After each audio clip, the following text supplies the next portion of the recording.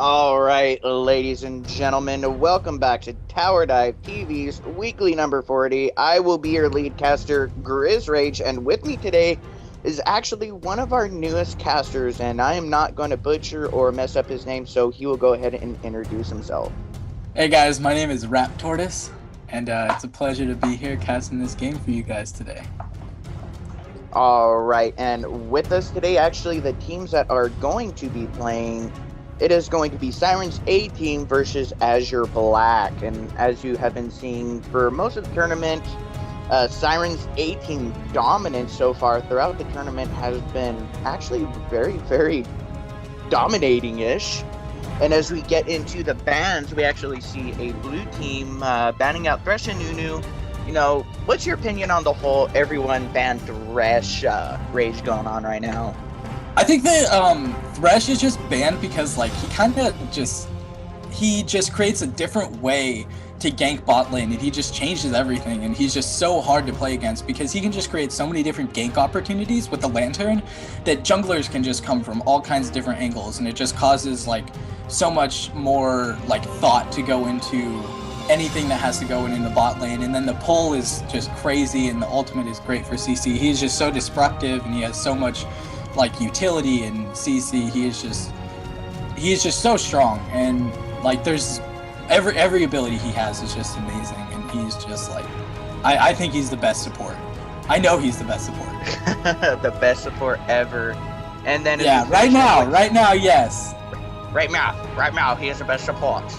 But as we go ahead and finish up Siren's bans, we obviously see the typical Nunu, you know, one of the best junglers, just through simple fact with the double ability to smite with his Nom. And then we see a Rise ban. Yeah. Go ahead and talk about Nunu. I'll let you talk about it. I give you permission. Alright, I was just saying that, you know, like it makes getting buffs and objectives just so much easier with the Nunu. You can stack the consume with the smite, and it's just so much more true damage onto the buffs that it's really hard to steal them away. Alright, and we'll go ahead and quickly finish up Azure Black's bans with the typical Blitzcrank. We do see Zed, you know, kind of a typical ban out, just due simple fact with his burst DPS and a Vayne. I wonder if that's a targeted ban. It could be. Vayne is really strong right now, and been having a lot of because with the Blade the Rune King, she can beat out other AD carries a lot earlier in the game than she used to be able to. All right, and as we go ahead and get into the picks, we do see that, well, actually a TF, you know, one of the typical bans that you normally see typically just because of his global control, which is quite ridiculous. And we do see a Janna, Zac, Ezreal, and then finally an Elise lock in for Siren's A team. And as we head over to Azure Black, we do see obviously my favorite jungler, maybe possibly jungler, Nocturne, and then Shen. Once again, you have that global control, but it won't be on the same team with TF. Ashe, Zyra, and possibly a Karthus. I don't know, they haven't locked in yet, so that just might be a Karthus pick. Yeah, I would have to assume that they took the Shen because they didn't want they didn't want the other team to get all of the globals. So taking away Shen and Karthus for the other two strong globals was a pretty good job on their part, especially with a Nocturne. That can create some pretty crazy ganks because Shen and Nocturne together with the two ults, it just 1 second no one's there, the other second everyone's there, and it becomes a party. And as we do see, that is actually a final lock-in. That will be a Karthus. And as we see get into the game, you know, generally let's go ahead and talk about Siren's A team. We'll more likely be seeing a Janna Ezreal combination with that possibly TF in the mid. I've seen TF go top. We might even see a Zac top. There's just so many champions that can do different things, whether it be top, jungle, or mid. So it's going to be interesting to see where Siren sends their selected champions. And as we go ahead and look at Azure Black's team, we do see obviously that Karthus, so more than likely going to be mid. We do see that Shen. Actually, could possibly be a Zyra Ashe combination. I really haven't seen too many Karthus support, so That'll more than likely be that, but then you have that toss-up between that Shen and Nocturne jungle. Who's going where? Top or jungle? But as we do see, the summoners are removed, and we will see that is going to be an Elise jungle for Siren's A team, and it is going to go ahead and be a Nocturne jungle for Azure Black. So it's going to be actually really interesting once we get into the game to see where they're going to send everybody, especially for Siren's A team, the way they have been playing. They've been sending people to different places. So I'm actually really quite excited for this game. Yeah, I do think it is going to be the Ashe and Zyra bot lane, even though Zyra does have the Ignite, because Karthus does most often take Exhaust because once he gets his Defile on you and he can slow you down, that it becomes a lot stronger summoner spell for him than Ignite would. Absolutely. And, that defile, not just a defile, you start off with the wall of pain. And if you can't get him into that defile, then you slap that exhaust on him. That's usually typically going to be a guaranteed kill for Karthus. Yeah. And as we go ahead and have a look, well, okay, when you talk about global control, what is your definition of global control? Global control to me is a lot of just. I think it's strongest when it's a counter gank because when a team has ward coverage and everything, and they see someone porting in, but there's nothing going on in the lane, they still have time to react. And they still have time to get out, so it doesn't become as much of a problem. But if there's like Shen top lane and Nocturne is doing his top red jungle or something, and they're just very far away, then the bot lane is setting up a gank on the other team. Then they can start to go aggressive. But if there's globals, then a Shen can port in and the other team thought that they were safe in their aggression, but when a Shen comes in and it just turns the tides, they've already committed to something. They've already gone aggressive, so it makes it easier to take them down after that. So, okay, we obviously have global control coming from TF, but I also kind of like to classify Ezreal as one of those global control champs just with that ultimate. It goes across the entire map. So you could have a team fight going on bottom, and a good Ezreal can slap that ultimate from bottom all the way to top, and either A, secure a kill, or B, turn a team fight into the tides of his team. So, in my personal opinion, I like to classify Ezreal as one of those global control champs because he can with his ultimate. And the same thing goes with Ashe, and I think even more so because that huge stun can be even more effective than just the damage from an Ezreal. So you have to think of that as well. Absolutely, and obviously you got the obvious Karthus ultimate for that extra global control just with that damage coming out. And then Shen with his ultimate and the ability to not only turn the tides of a team fight, but to save an actual team member with that shield from the ultimate. And then you have Ash Arrow and Nocturne's semi-ability, since they did nerf the range on his ultimate. I don't classify him as global control anymore.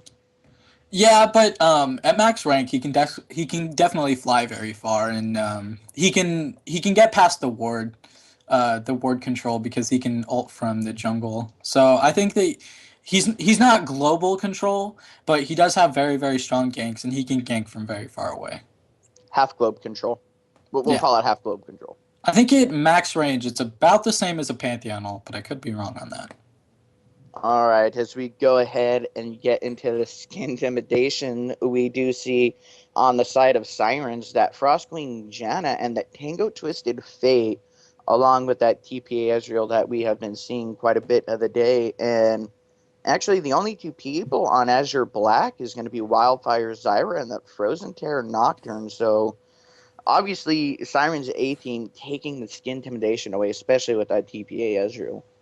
Yeah, that is true, and they usually go for a themed team, but I don't really see one in this time. So I don't know. They it looks like they're just playing it safe. I mean, like I said, you do have that Twisted Fate global control, but with that Shen, it's kind of going to be like, hey, Twisted Fate, go ahead, alt where you want to. We have a Shen, so we can obviously make that an even team fight. But Yeah, then you also have Zach, which Nocturne for him to fly over the wards and escape that word control. That's an ultimate. Zach just has a slingshot.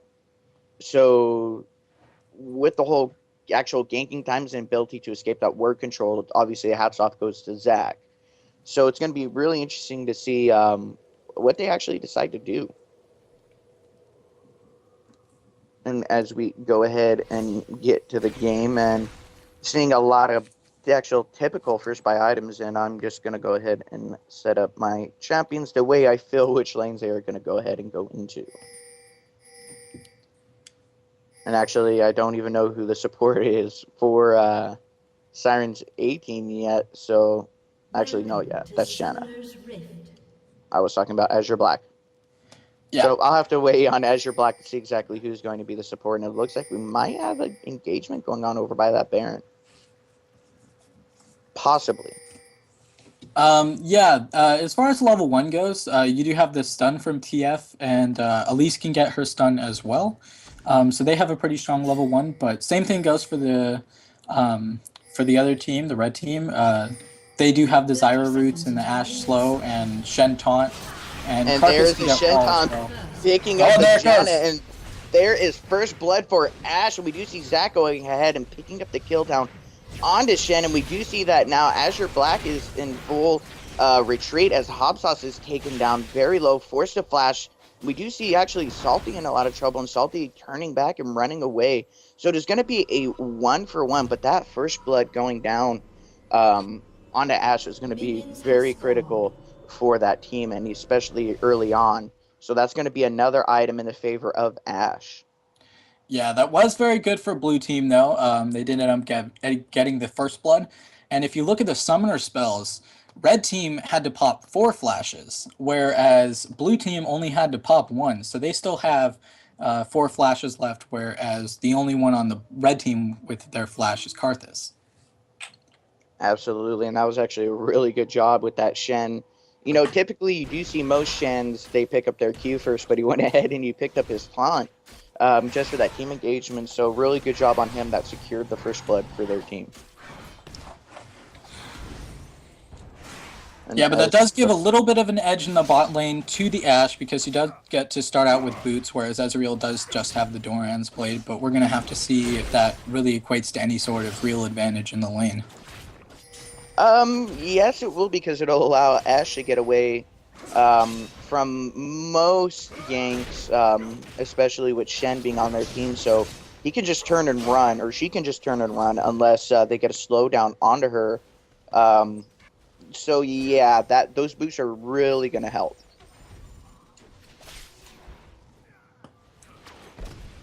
And as we have a look at junglers, at least going ahead, Night Blue picking up that blue buff and red buff, and Nocturne just finishing up as well. And it looks like we will see Night Blue jumping down onto Hobsauce. Hobsauce taking a lot of damage, but we do see the fear, and we do see Eclipse Soul coming in as well. And there's the escape, but he continues down onto Hobsauce, looking for that kill. Will he be able to get it? We don't think he will. No, just not enough levels and not enough damage to go ahead and secure that kill for himself. Yeah, that was really close, but not quite enough damage. TF was only level 2 to Karthus is level 3. But now that Elise pushed Nocturne out of the jungle, she's free to take Wraiths and counter jungle to as much as she pleases. Yeah, meanwhile, top lane, Zach and Shen just duking it out. They were both taken down very low, but they didn't continue on, and we do see Shen just slowly harassing, and there is the ping back as at least Night Blue is there as well. And no, the stun will actually miss with the nice Shen taunt to get away. Yeah, and then just now the ward went away, which is how Shen saw the Elise coming in. Yeah, that was a very good ward placement on his part. And as we go ahead and have a look at bottom, it seems that Alex the Man and Trixum are going to go ahead and push us, probably hoping for an early tower. They're going to need some help, especially with Chris6. You know, Ezreal and Ashe. Ezreal has the ability to poke a little bit more, per se, than Ashe, and especially with Janna with her shield ability. So he's going to be able to sustain a little bit better than Ashe. And meanwhile, mid lane, we do see Gillicast in a lot of trouble. If we do see Hobsauce, and there is the fear, but the yellow card is down, and it will not be enough, and that is going to be a kill for Hobsauce. Yeah, it was a really good job just getting TFCC down there and catching him out, forcing him to run away to somewhere where there was really no chance of him escaping because of Nocturne's red buff, as well as the Wall of Pain from Karthus. pretty much just secured a kill for himself. And we do see Zach playing highly aggressive in the top lane, Salty on Zach, dealing quite a bit of damage. And we do see now Hobsauce is there as well, but you know, there's a nice on stopping Salty from that slingshot, and there's a fear. Salty in a lot of trouble, but Family Puss as well, and there's the ignite down, and there's a kill for Salty, and that's going to be a passive proc for Salty as Hobsauce continues down, trying to pick up a kill onto him, and I don't know if it'll be enough. There's a fear down, and he does get back up, and he's so small, he is so low, and that will be a kill for Hobsauce. Nice coming down to save the Oh, man! We do see Night Blue coming in as well, the stun actually being absorbed by that nice barrier coming down from Shroud of Darkness, but he continues down, dealing a lot of damage, and Hobsauce will go ahead and walk away, and we do see Salty with that nice slingshot escape and that pickup kill down onto Shen. Oh my god, that Zac passive is just so strong. Even though Nocturne smited one of the bloblets, he still didn't have the damage to take him down. Yeah, that just shows how strong Zac is and how tanky he can be, even in the early game. That is highly unfortunate. He tried doing everything he could to pick up that kill, but that slingshot just so strong, able to get him far enough away, and unfortunately at this early on Hobsauce playing Nocturne, his Dustbringer, just the cooldown too strong, he could not finish that kill. So you actually came out 1 for 0 in that engagement, and that was just a really, really good job by Salty. And as it looks like he's going to be building straight into his Spirit Visage, he's got the new item, the Spectre's Cowl. And it looks like Shen is going for the same item with that Negatron Cloak, I would have to assume. But he's just not quite as far into that yet. No, and that's actually a really good item. I like Spectral's Cowl, that new item. Just why don't you go ahead and talk about that item? It made Spirit Visage a lot stronger now, because that's just there. Before they introduced this item, there wasn't too many options for magic resist. It would just kind of be, oh, they have a lot of magic damage, our jungler needs to get a bulwark. And that was just, there was no way for an individual person to get just straight magic resist, because the best way to get it was with a bulwark. And Season 2, there was the Force of Nature, but now they didn't really have that kind of item. So they introduced the Spectre's Cowl and added more magic resist to the Spirit Visage. It gives more options for magic resist. And I think it's a really strong item. They kind of did the same thing with AP champions earlier in the season with the Seeker's Arm Guard. So now they're just getting to the magic resist side of things. Very good explanation. We do see that Night Blue went ahead and stole out Hobsauce's blue. So Hobsauce is going to kind of be behind because he will not have the cooldowns or that mana regen coming from his stolen blue buff. And we do see that both bottom lane teams are going to go ahead and back and buy. Be quite interesting to see what their first item pickups are going to be as their first back. And Salty being Salty, just big ham and strong, picking up that kill onto Family Puss. And going to go ahead and continue to push onto that top tower. Hobsauce is really going to have to figure out a way how to successfully gank Salty, because if you let a Zac become uncontrollable, it's going to be highly detrimental in team fights, to where they're going to have to figure out a way to shut Salty down. Yeah, Nocturne does have his ultimate, so if Shen gets into too much of a pickle, if Zac does try to dive him or something, Nocturne will be able to counter gank that from pretty far away, so that'll help their chances of getting Zac down quite a bit. But you never know how aggressive Zac is going to be. He really has a lot of options in this lane. We do see Family Puss and Salty. They're actually, even though Salty, I'm sorry, not Salty, but Family Puss did die out, they are still even levels. So that's a very good job on the part of Family Puss. And it looks like we might see an engagement here at bottom, as both junglers are there. Hobsauce is there as well, and they are pinging for Dragon now. So it'll be an interesting team fight if they do try and go for this. I don't know if they will. Yeah, Nocturne is still waiting in the wings. Elise is coming back. She's still in... Oh, she's actually started the Dragon. Oh, she did start the Dragon. It looks like she just might solo it. And there is the Nocturne ultimate as they jump down onto Trixum. And Trixum just gets bursted down. There's the Shen ult and the Shenton coming down onto Alex the Man, but it will not be enough. And maybe with that Karthus ultimate, no, that nice barrier coming down, the absorbing, and there's the Azure ultimate. And unfortunately, Alex the Man being taken down, but Family Push just staying a little bit too long, being taken out by that Terrace, and there's Killicast with his ultimate coming in. So as we do see that global control, but now, Nightblue in a lot of trouble as he is picked up by Eclipsal, and unfortunately that team fight going into favor of Azure Black and possibly a free dragon. Oh, wait, sorry guys, it's gone. Yeah, while that was going down, Elise was actually soloing the dragon, so they did end up getting that. But they got quite a few kills down in bottom lane, so I think that they did pretty well, and they didn't lose top tower for it either. So. And as we do see that teleport coming out from Family Push just to stop Salty from pushing that tower, it is down halfway now, but leaving Salty on that Zac all alone up top, this is very scary. He is level 8 now, but so is Family Push. But, you know, Family Push did get in actually on quite a bit of assists, but Salty Push, 86 CS to Family Push's 61, so he's kind of a tad bit ahead for top lane on CS right now. Yeah, he does have the most gold in the game. The second one behind him is Ezreal. And so he just has so much freedom in this lane that he is just free to do whatever he wants. He's going to get huge later on in the game. Going to become a huge disruptor in the team fights. Absolutely. We continue to see Salty. I'll take a turret shot. I don't care. I'm pushing this lane. I am going to get the first tower of the game is probably what's going through his mind. His Family Push isn't really able to counter it. Just Zac, so strong. He is really hurting Family Push, even though Family Push is starting to build into that MR. He did pick up that Spectre's Calm. We do see pings coming in from bottom as we might see Nightblue going ahead. And there's a stun down on the brown handlebars. There's an Astro, but it will not be enough as he goes ahead and Nightblue picks up that kill. But we do see Ash picking up the kill down onto Janna. We do see Alex the Man in a lot of trouble as Hopsauce continues down. And double kill in the favor of Chris X and Nocturne. Hopsauce goes ahead and picks up that kill onto Alex the Man. And we do see that middle tower being taken down. Killicast doing a very fantastic job there. And now this actual game is looking to be in the favor of Azure Black.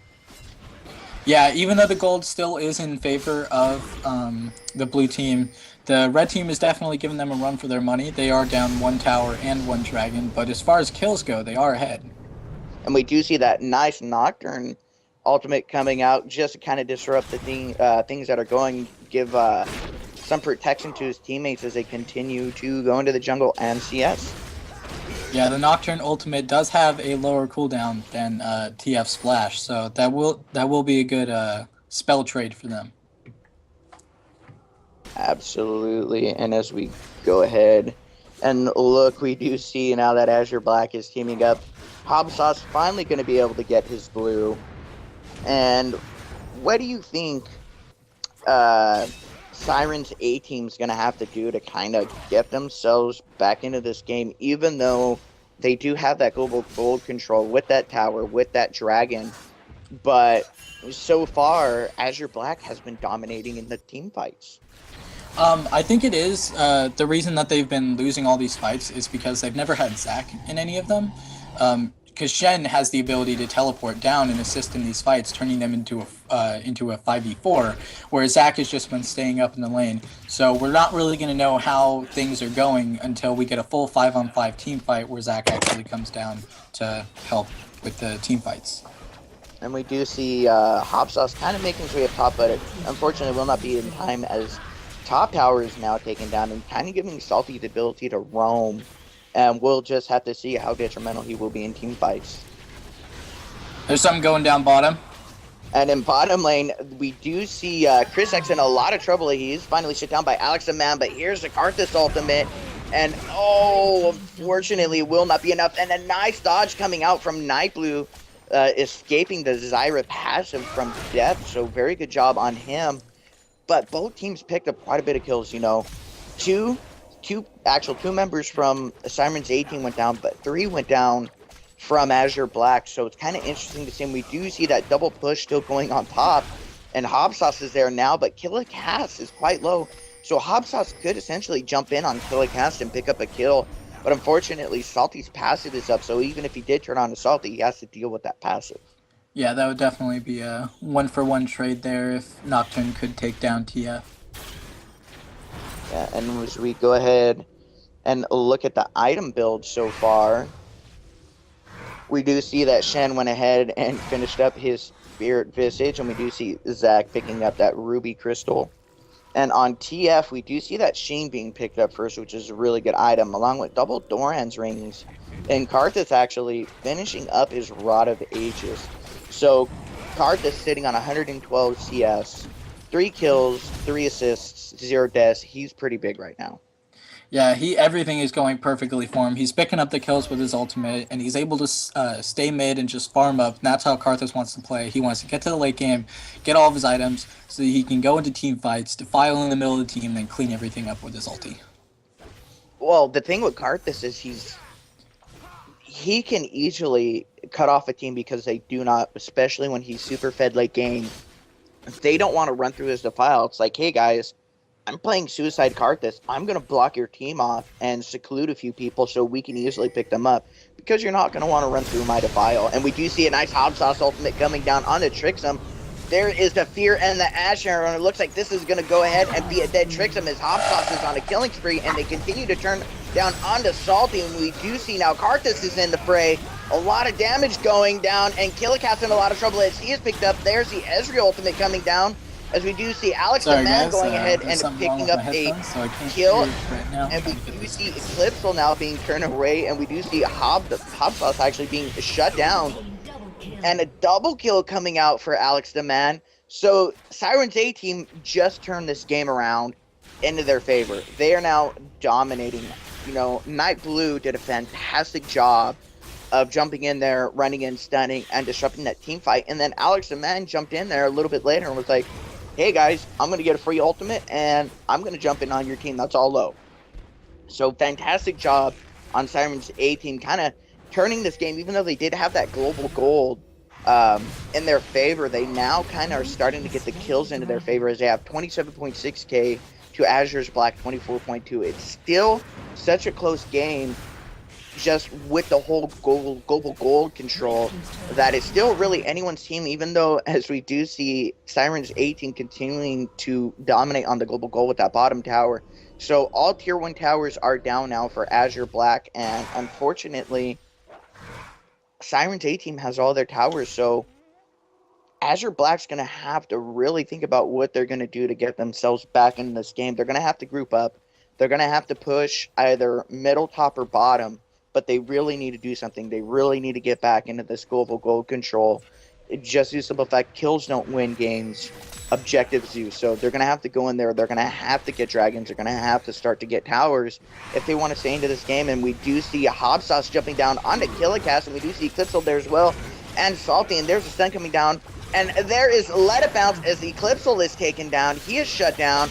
Salty continuing down onto Family Push as we do see double kill being picked up for Killicast, and it's actually Siren's A team continuing down. Looks like they're going to go ahead and push mid as we do see Chrisix actually finally getting some objectives as bottom turret is now taken down, but he needs to hurry up and B and try to save this middle tower, so I don't think it'll be enough. Siren's A team gets the stun down onto Brown Handlebars, and that is going to be a dead Zyra, but he was able to get his ultimate off in time. Family Push now in a lot of trouble as they continue down onto Family Push. There is the Asher coming down. It looks like it might be a dead Salty. No, he does get saved. Chris X being forced back. And it looks like this will be a middle tier 3 tower and possibly inhibitor in the favor of Siren's A team as they continue down. But there's Eclipsal with his Defile out. A lot of damage going down, and unfortunately Chris X being bursted down by Alex the Man and Night Blue, and unfortunately Hob Sauce kind of being secluded out, trying to pick up that kill down onto Salty. And as we do see TF going ahead and picking up that top tower, not really in the team fight. Hob Sauce in a lot of trouble. There's a Karthus ultimate, but he does get saved. Unfortunately, Karthus ultimate will not pick anybody up as Alex the Man picks up the kill down onto Karthus. This looks like to be a free inhibitor, actually double inhibitor for top and middle. And obviously the game is in the favor of Siren's A team as they are just now dominating this middle side of the game. Yeah, and I'm back. I got everything fixed. I don't know what happened there. It somehow got disconnected and I couldn't hear anything, but we're all good now. So Thank you. I can actually drink some water now. Sorry about that. But yeah, that was a really good engage. Everyone came out with low health, and they were just dancing around, not really letting anyone die. So it was a really good play by blue team. Yeah, Siren's A team's positioning throughout the entirety of those team fights were practically, in my opinion, flawless. Not a single member died. Alex the Man and Nightblue went ahead and jumped in and assassinated Chris X just in seconds. So Nightblue doing his thing on Elise, being that typical assassin, and we do see he now has Sunfire Cape, going to make him a little bit more of a tanky assassin. And now, really, what Azure Black's going to have to do is they tried teaming up, they tried getting in that team engagement, so they're going to have to play the pickoff game if they want to keep themselves in this game right now. And we do see the TF ultimate coming out, and that is going to be a stun and possibly dead Eclipsos. We do see Family Puss getting in, but there is Salty on the slingshot. Nightblue picking up the kill down onto Eclipso and forcing the entirety of Azure Black's team back. And it looks like this is going to be another dead tower in the favor of Siren's A team. As we do see, it's going to be that tier 2 being taken down. And unfortunately, I think Azure Black is calling it GG as the failed surrender vote comes out at 3-2. And looks like they're just going to go ahead and let them push this tier 3 tower. And possibly an inhibitor, as there is only 4 members up. And Alex and Man is slowly coming up. So they might be saying GG at this point in time. Yeah, they were really close in gold for most of the early to mid game, but they did let it slip, and when they let it slip way too far, and now just before you know it, they're 10k gold behind, and there's not too much chance of coming back from this. No, we do see Family Puss getting a taunt down, and unfortunately, Chris X being bursted down by Nightblue in the entirety of Siren's 18, but he will not die, and Alex the Man goes ahead and picks up Karthus, so we do see Zach finishing up onto that Ashe, and there's the Nocturne ultimate just trying to save him and his team's alive at this point in time. But that is going to be GG and another win in the favor of Siren's A team. If they decide to focus at the Nexus. Yeah, the minions look at it and then they just decide, you know what, it's going to go down anyways, might as well finish it off. And Azure Black calling out the GGs and actually commending Siren's A team on their ability to react to their ultimates.